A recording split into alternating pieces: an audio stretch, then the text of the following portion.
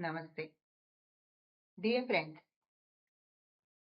let me share a small incident and then enter into this wonderful concluding episode of Padamala Garadi. There is a great saying, time only can change constantly.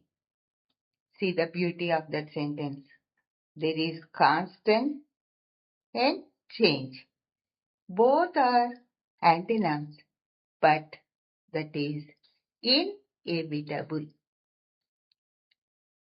In my childhood, I was a girl, then I was a lady, then I was a middle-aged lady, and now I am an old lady.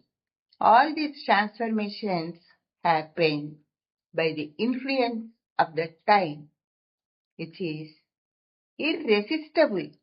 I can't control and I can't become a child now.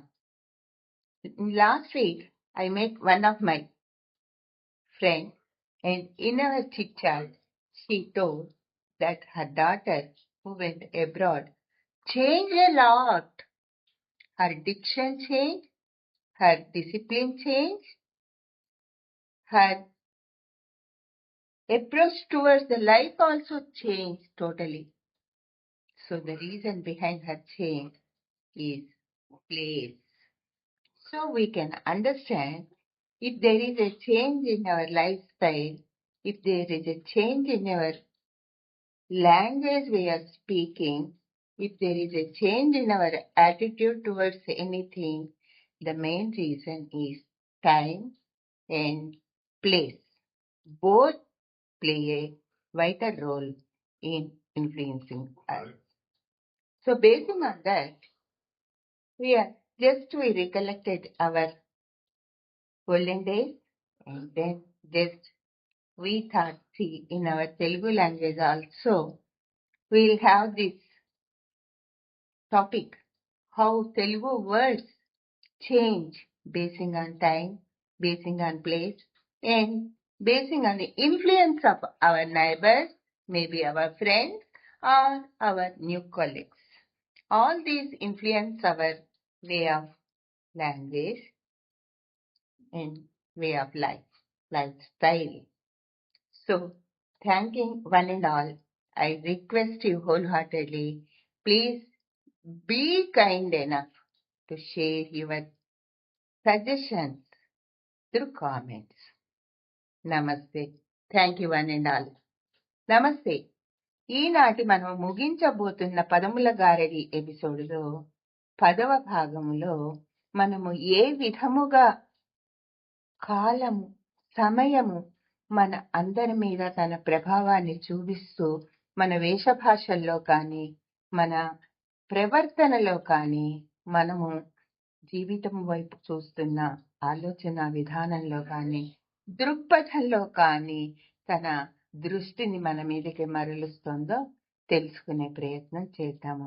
దీనినే ఆలంకారికులు అర్థ పరిణామము, అర్థ విపరిణామము అంటూ దానికి చాలా విభాగాలు పెట్టి వ్యాకోచము, సంకోచము, గ్రామ్యము, మృదుక్తి ఇలా చాలా చాలా ఉన్నాయి, సభ్యోక్తి ఇలా.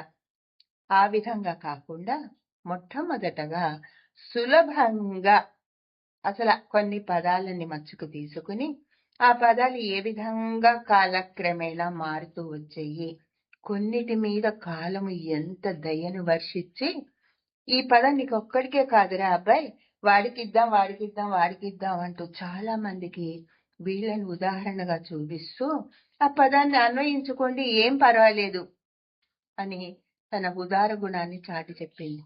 మరికొన్ని పదాలని వీల్లేదు, నువ్వు కొంతమందికే ఇన్ని విధాలుగా నువ్వు ఉండకూడదు, కొన్ని పదాలకే, కొంతమంది వ్యక్తులకే, కొన్ని సంఘటనలకే నిన్ను పరిమితం చేస్తున్నాను అని వాళ్ళని తగ్గించేస్తోంది. వాటి యొక్క విస్తరణని కొన్నిటికి పెంచుతోంది, కొన్నిటికి తగ్గిస్తోంది. కొన్ని పదాలు వినటానికి సరిగ్గా లేదేమో, ఈ పదానికి ఈ అర్థం కాకుండా మరొక అర్థాన్ని ఇస్తే ఇంకా బాగుంటుంది, సముచితంగా ఉంటుంది అనే ఉద్దేశంతో దాని అర్థాన్ని మార్చి జనాల్లోకి పంపించేసి జనులందరూ కూడా ఆ కొత్త అర్థాన్ని అన్వయించుకుని మాట్లాడే విధంగా కూడా తయారు చేస్తుంది. ఎవరు? కాలము. ఆ కాలము దాంతో పాటు మనము ఉన్న చుట్టుపక్కల ప్రజలని, ప్రదేశాలని ప్రభావితం చేస్తూ, రాకపోకలని పెంపొందిస్తూ, వారి భాష మనము దాన్ని స్వీకరించేటట్టుగా, మన భాషలో మరికొన్ని కొత్త మెలకువలను తెచ్చుకునేటట్టుగా కదంబమాలని అందిస్తోంది. ఆ విధంగా మనం అప్పుడు అన్య భాషా పదాలను కూడా తీసుకుని ఇది మన తెలుగు భాష సుమా అని స్వపర భేదాలు లేకుండా కూడా చేస్తోంది.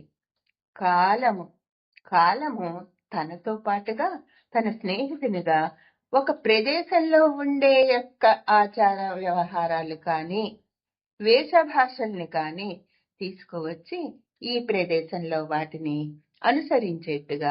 అనుకరించేట్టుగా చేస్తోంది. ఇదంతా కూడా కాల ప్రభావం. ఆలంకారికులు చెప్పినట్టు, ప్రత్యేకంగా పర్వస్తు చిన్నయ్య సూరి గారు బాల వ్యాకరణంలో చెప్పినట్టు, ఆర్య వ్యవహారంబు దోషంబు గ్రాహ్యంబు. ఒకవేళ మీకు అనిపించవచ్చు, ఇన్నాళ్ళు ఈ పదం ఈ విధంగా వాడాం కదా, దీని అర్థాన్ని ఈ విధంగా తీసుకున్నాం కదా, ఇప్పుడు అది కాదు అని మనం ఇంకో విధంగా తీసుకోవడం తప్పు అని మనం అనలేము. ఒకవేళ అది తప్పుగా మనకి అనిపించినప్పటికీ కూడా అది పెద్దవాళ్లతో ప్రయోగింపబడ్డది కాబట్టి దాన్ని మనము మనస్ఫూర్తిగా గ్రహించి గౌరవించవలసిందే అని మన పెద్దలు చెబుతున్నారు.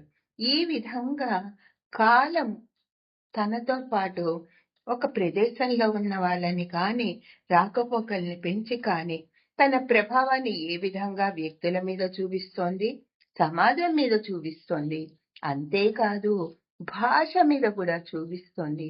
ఏ విధంగా మన తెలుగు భాష ఆ ప్రభావానికి తాను కూడా సిద్ధమయ్యి ప్రభలతో, కాంతులతో మనందరినీ కూడా పరవశింపచేస్తోంది, పలకరిస్తోంది అనే విషయాలని గమనిద్దాము.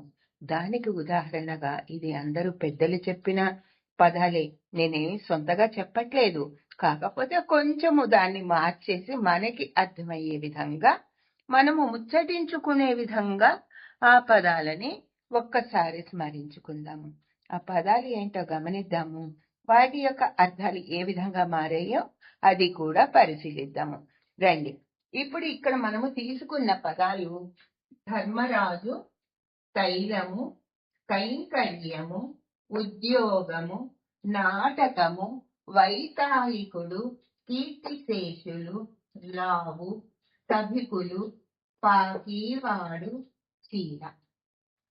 ఈ పదాలు కాలము కొన్ని పదాల మీద కనికరంతో, ఇంతేకాదు మీరు ఇంకా ఇంకా ఇంకా వేరే వాటికి కూడా ఈ పదాన్ని ఉపయోగించుకోవచ్చు, దీని అర్థాన్ని స్వీకరించుకోవచ్చు అని చెప్పింది.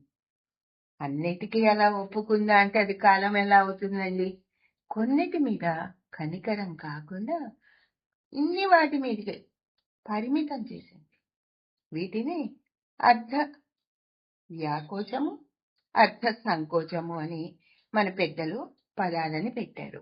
మరికొన్నిటికి అర్థాన్ని మార్చేసింది. ఏంటరా అప్పుడేదో వాళ్ళు ఆ మాట వాడారు, అంత మాత్రాన అదే అనుకుంటారా? కాదు అని పూర్తిగా దాని అర్థాన్ని కూడా మార్చేసింది. మరికొన్నిటిలో తక్కువ స్థాయిలో ఉన్న పదాలని ఆ కాలంలో పరిమితంగా కొంచెము వీళ్ళు సరైన వాళ్ళు కాదు అని వాడుతున్నప్పుడు ఉన్న పదాలని అయ్యో తప్పు, వాళ్ళందరూ గౌరవనీయులు, వాళ్ళే కాదు వీళ్ళు కూడా గౌరవనీయులు, ఇంకా నుంచి ఈ పదాన్ని ఈ ఈ ఈ సందర్భంలో వాడకండి, ఈ సందర్భంలో వాడండి, దీనికి తగిన సముచిత స్థానము ఇక్కడ ఉంది అని ఆ పదాన్ని తీసుకెళ్లి ఉన్న స్థాయి నుంచి ఉన్నత స్థాయికి తీసుకెళ్లి చూపించింది. కొన్నిటిని అపరిమితంగా జనబాహుళ్యంలో అందరికీ అవి అన్వయిస్తుంటే కాదు ఇది మహిళలకు మాత్రమే, ఇది పురుషులకు మాత్రమే అని అన్వయించేట్టుగా చేసింది. మరికొన్ని పదాలు ఒక వృత్తిని తెలియజేసేట్టుగా ఉంటే, ఇప్పుడు వృత్తిగా వాడుతున్నాం కానీ దీని పూర్వస్థానంలో పూర్వపు రోజుల్లో దీన్ని ఈ విధంగా వాడేవాళ్ళు కాదు అని దాని యొక్క ఉన్నత స్థాయిని అంటే కొన్ని పదాలు తమ ఉన్న స్థాయి కంటే పై స్థాయికి వెళ్ళినాయి. కొన్ని పదాలు ఉన్న స్థాయి నుంచి కొంచెము తమ స్థాయిని తగ్గించుకుని ఒదిగి ఉన్నాయి.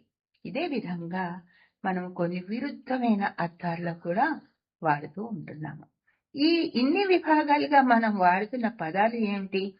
వాటికి మనం చెప్పడానికి ఏదైనా ఉదాహరణ ఉందా? గట్టి నమ్మకం ఉందా? అని గమనించడానికి కూడా మన ఇతిహాసాలైన మహాభారతము, రామాయణము, ఇంకేమైనా కవులు మనకి అందించిన విషయాలు మనకి ఆధారంగా మేమున్నాము మీ వెంట అంటూ ముందుకు వచ్చి మనని నడిపిస్తున్నాయి. అసలు ఏం జరుగుతోందో, ఎలా జరుగుతోంది, ఎప్పుడు జరిగింది అనేది మాత్రం మనం చెప్పటానికి కష్టం సుమా. కానీ జరిగింది అనటం మాత్రము తథ్యం, ముమ్మాటికి నిజము. ఆ పదాలు ఏంటో పరిశీలిద్దాము. మొట్టమొదటి పదంలో మనము ధర్మరాజు అనే పదాన్ని తీసుకుంటున్నాము. ధర్మరాజు అనేది మనము విన్నది ఎప్పుడు? తెలుగు మహాభారతం, శ్రీమద్ ఆంధ్ర మహాభారతాన్ని కవిత్రయం రాసినప్పుడు ఆ కవిత్రయంలో పాండవులు కౌరవుల్లో పాండవ అగ్రజుడు కుంతీతనయుడు ధర్మరాజు గురించి విన్నాం. ఆ ధర్మరాజు యొక్క స్వరూప స్వభావాలు ఏంటి? అతను ఎంత శాంతచిత్తుడు, ఎప్పుడు అసత్యము ఆడనివాడు, ధర్మానికి ప్రతీకగా ఉన్నవాడు, ఒకే ఒక వ్యక్తి అంతమందిలో మహాభారతంలో అని ధర్మరాజు. అజాత శత్రువు, అతనికి అసలు శత్రువులు లేరయ్యా అని కూడా చెప్పారు. ఆ పదాన్ని తీసుకుని మన తెలుగు భాష కాలము ఆ పదాన్ని అదే విధంగా అటువంటి సత్ప్రవర్తన, అటువంటి సౌమ్యత, అటువంటి అజాత శత్రుత్వము కలిగిన వాళ్ళని, దానం చేసే వాళ్ళని కూడా, ధర్మాన్ని పాటించే వాళ్ళని కూడా ధర్మరాజు అని వాడుతూనే ఉంది. ఆ పదము విస్తరింపబడ్డది, వ్యాకోచము అనే విభాగంలోకి వచ్చింది. అదే విధంగా మహాభారతాన్ని ఆధారం చేసుకుని ఉద్యోగము అనే పదాన్ని కనుక మనం తీసుకుంటే, ఇక్కడ వేరే క్రమంలో ఉంది. ఉద్యోగము అనే పదాన్ని కూడా మనం తీసుకుంటే ప్రయత్నము, అభ్యాసము అనే పదాన్ని అర్థాన్ని మనం తీసుకుంటున్నాము. అదే ఉద్యోగ పర్వము, పాండవోద్యోగ పర్వము, వాళ్ళు రాయబారానికి పంపడం, ప్రయత్నం చేయడం, శాంతికి ప్రయత్నం చేయడం, అవన్నీ ఉన్నాయి. ఆ పదంని కాలం ఎలా మార్చేసిందంటే, ఒక కొలువు, మీరు ఏ కంపెనీలో పనిచేస్తున్నారండి, మీరు ఏ విభాగంలో పనిచేస్తున్నారండి, ఇంకా మాట్లాడాలంటే నౌకరీ ఎక్కడ చేస్తున్నారండి అనే పదానికి పరిమితం చేసేసి దాని అర్థాన్ని పూర్తిగా మార్చేసింది. మహాభారతంలో ప్రయోగించిన వాటిని తీసుకుంటే మనకి రెండు పదాలు వాటి అర్థాన్ని ఏ విధంగా మార్చేసుకున్నాయి. ఒకటి అర్థం యొక్క వ్యాకోచము గమనిస్తున్నాము, ఇంకొకటి అర్థం యొక్క మార్పుని గమనిస్తున్నాము. వేరే విధంగా మారిపోయింది ఆ పదము. అదే విధంగా ఇతిహాసమైన రామాయణాన్ని తీసుకుంటే, ఇక్కడ నేను క్రమంగా రావట్లేదండి, తర్వాత ఊరికి చదివేస్తాను. రామాయణాన్ని కనుక తీసుకుంటే, రామాయణంలో వాళ్ళు అడవులకు వెళ్ళేటప్పుడు నారు చీరలు ధరించారు. చీరే అంటారు, చీర అంటారు. రాముడు, లక్ష్మణుడు, సీత ముగ్గురు కూడా ధరించారు అని మనకి చెప్తున్నారు.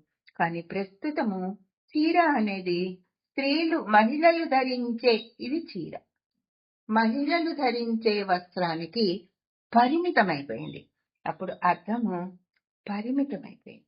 ఒక దాంట్లో అర్థం మారింది, ఒక దాంట్లో అర్థం పరిమితమైంది, ఒక దాంట్లో అర్థం చాలా విస్తరించింది, మరి ఒక దాంట్లో అర్థము తాను తన స్వరూపం కంటే, అప్పుడు ఉన్న రోజుల దానికంటే ఇంకా ఉదాత్తతని సంపాదించుకుంది, గొప్పతనాన్ని సంపాదించుకుంది. ఆ పదము ఏమిటి అంటే వైతాళికులు. ఇదివరకు రోజుల్లో, ఇప్పుడు కూడా దేవస్థానాల్లో భగవంతుని సుప్రభాత సేవకి కొంతమంది నియమింపబడతారు. అదే నారద తుంబురు వాళ్ళందరూ వచ్చి ఋషులు మునులు వచ్చేసి శంఖనాదం చేసి వాళ్ళ గానం చేసి సుప్రభాతం పలుకుతున్నారు, మేల్కొల్పుతున్నారు అనేది వైతాళికులు అనే పదానికి వాడబడింది. కానీ ఇప్పుడు సంఘంలోని దురాచారాలను గమనించి ఇప్పుడు మనం అనుకుంటున్నాం కదండి, కందుకూరి వీరేశలింగం పంతులు గారు, గురజాడ అప్పారావు గారు, గిడుగు వెంకట రామ్మూర్తి గారు, ఈ విధంగా చాలా మంది సంఘ సంస్కర్తలు సంఘంలో ఉండే దురాచారాలని మనకి తెలియజేస్తూ వాటిని ఏ విధంగా మనం ఎదిరించి మన జీవన మార్గాన్ని సుగమం చేసుకోవాలి అని తెలుపుతున్న వాళ్ళని వైతాళికులు అని గౌరవిస్తున్నారు. ఇదివరకు ఒక పోస్టు ఒక చిన్న ఉద్యోగాన్ని గురించి చెప్తున్నది ఇప్పుడు చాలా ఉన్నతమైన స్థాయికి చేరి నవయుగ వైతాళికులుగా వాళ్ళని చరిత్ర కీర్తిస్తూనే ఉంటుంది. ఆ విధంగా వైతాళికుడు అనే పదము ఉన్న స్థాయి నుంచి ఉన్నత స్థాయికి వెళ్ళిపోయింది. మనం ఇందాక అనుకున్నాం కదండి, ఉద్యోగము అనే పదము తన యొక్క అర్థాన్ని పూర్తిగా మార్చేసుకుంది ఇప్పుడు అని. అదే విధంగా మరొక పదము లావు. ఆ లావు అనే పదంలో మనము వింటూ ఉంటాం, లావు గలవాని కన్నను భావింపగ నీతిపరుడు బలవంతుండవు. బుద్ధి బలము భుజబలము కన్నా గొప్పది. దానికి ఎన్నో కథలు కూడా మనం చూసాం. సింహాన్ని నూతిలో ఏ విధంగా ప్రతిబింబం చూపించి కుందేలు దాన్ని అందులో పడేసేసి ఆ సింహపు బాధని మనకి తొలగించిందో కూడా పంచతంత్ర కథల్లో వింటూనే ఉన్నాం. మహాభారతంలో, మహాభాగవతంలో, పోతనామాత్యులు, గజేంద్ర మోక్షంలో లావొక్కింతయు లేదు నాయన, నాకు శక్తి లేదు, ధైర్యము లేదు అని విన్నవించుకున్నాడు. ఎవరికి? ఈశ్వరుడికి. ఈ విధంగా లావు అనేది శక్తి బలము అని ఉపయోగించినప్పుడు క్రమేణా ఏమైంది? మీరు లావుగా ఉన్నారా అంటే ఇప్పుడు నాలాగా ఊబకాయం ఉన్నదానికంటే ఎక్కువ శరీరాన్ని మోస్తున్నారా అని ఆ లావు అనే పదము వేరొక అర్థాన్ని పొంది. ఇదే విధంగా మనం ఇక్కడ చూసుకుంటే నాటకం, ఈ కైంకర్యము అనేది కూడా సనాతనంలో భక్తుడు భగవంతుడికి వినయంతో భక్తి శ్రద్ధలతో త్రికరణములతో సమర్పించేదాన్ని కైంకర్యము అని, ఆ కైంకర్యమును చేసే వాళ్ళని కింకరులు అని కూడా అనేవాళ్ళు. అది కాస్త విరుద్ధమైన అర్థాన్ని ఇస్తోంది. ఆ విరుద్ధమైన అర్థంలో ఏమిటి? ఇప్పుడు వాడు మనం ఈ డబ్బులు ఇచ్చి నాయనా ఈ డబ్బులు పలానా వాళ్ళకి అందజెయ్యి అని చెప్తే దాన్ని కాస్త తన స్వప్రయోజనాలకు వాడేసుకున్నాం. ఇంకెక్కడ డబ్బులు అయిపోయినాయి, తినేశాడు అంటాడు. అన్నం తిన్నట్టు తినేస్తాడు. అది కైంకర్యం చేసేశాడు. అదే కాకుండా మోసం చేయటాన్ని కూడా కైంకర్యం. ఈ మోసం చేయడానికి ఇంకొక చక్కటి పదాన్ని తీసుకుని ప్రస్తుతం మనం వాడుకలో ఉపయోగిస్తున్నాం. ఆ చక్కటి పదము ఏమిటంటే నాటకము. చక్కటి సాహితీ ప్రక్రియ, నాంది భరతవాక్యము, రకరకాల అంకాలు, అందులో విదూషికలు, వర్ణనలు, నవరసాలు ఉన్న దాన్ని తీసుకుని వాడు నాటకాలు ఆడుతున్నట్రా అంటాం. అంటే ఇక్కడ ఏంటి? సాహితీ ప్రక్రియ లేదు, తప్పు మాటలు చెప్తున్నాడు, మాయ మాటలు చెప్తున్నాడు. నాటకాలు ఆడటం అనేది ఒక దురభ్యాసాన్ని కింద సంఘంలో ఇప్పుడు వాడుకలో చలామణి అవుతోంది. కానీ అది నిజానికి ఒక గొప్ప సాహితీ ప్రక్రియ. ఎన్నో నాటకాలు మనం చూస్తూనే ఉన్నాం, ఎంతో మంది నాటకకర్తల్ని గౌరవిస్తూనే ఉన్నాం. ఆ విధంగా పదము నాటకము అనేది కానీ ఇక్కడ మనం చూసుకున్న